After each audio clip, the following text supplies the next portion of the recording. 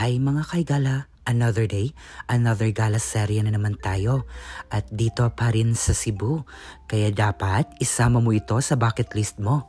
Isa ito sa makabuluhan at importanteng lakad ko o gala dito sa Cebu.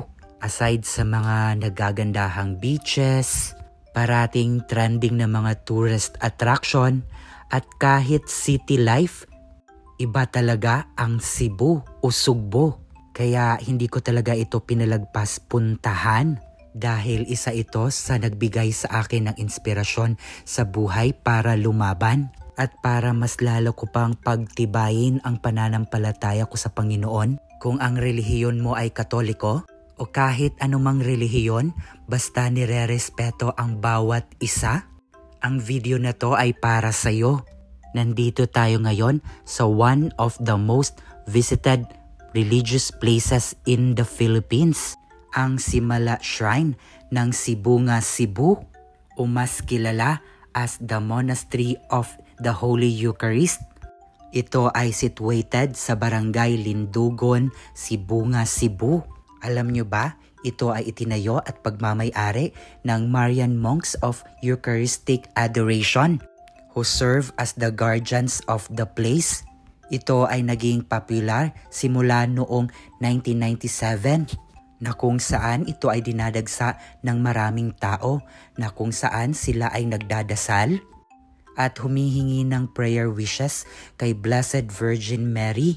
Ang istruktura ng Simala Shrine ay malapalasyo talaga sa ganda at tunay ka talagang mamamangha para kang nasa ibang bansa. Dagdag nito, sa gitna ng Simala Shrine ay malaparaiso at malagubat na kung saan may nakalagay na "We love you Mama Mary." Both sa labas at loob ng shrine, mamamangha ka talaga sa ganda ng mga struktura. Pero isa sa mga importante sa lahat, mafe-feel mo talaga na it's a holy place. Ramdam mo talaga ang presensya ng Panginoon. Alam nyo rin ba mga kahigala?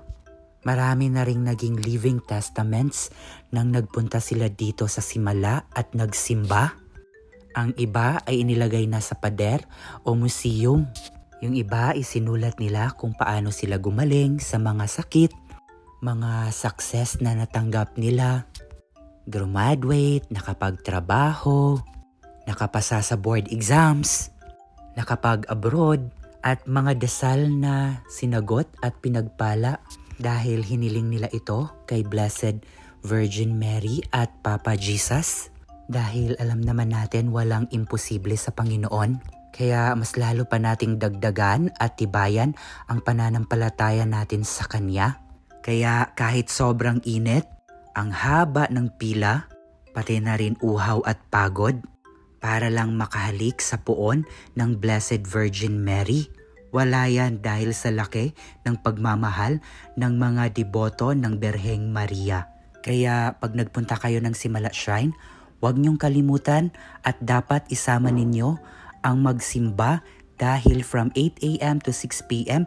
may mass naman dito. At kung paano naman pumunta ng Simala Shrine at kung gusto nyong mag-commute from Cebu City South Bus Terminal, may mga available buses papuntang Simala at baba kayo sa Lindungon Highway.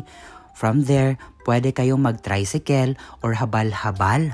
Pero ang preferred ko talaga ay dapat may sarili kayong sasakyan o motor. Dahil may marami namang available parking lot doon sa Simala Shrine. At para ma-visit nyo rin o mapuntahan ang mga ibang tourist attraction dito sa Cebu, kagaya ng Karkar Cebu sa kanilang best lechon at chicharon. O diba may pa-side trip ka pa? Ang take ko lang siguro sa gala na ito papuntang Simala Shrine ay keep moving lang sa buhay. Focus sa iyong mga goals at lalong-lalo na at importante sa lahat na mas lalo pa nating pagtibayan or pagtibayin ang ating pananampalataya sa Panginoon. Uy, kahigala, kung umabot ka sa video na ito, paki-like and share naman ang video na ito. Hanggang sa muling gala trip na may mga budget recommendations. Ingat and God bless.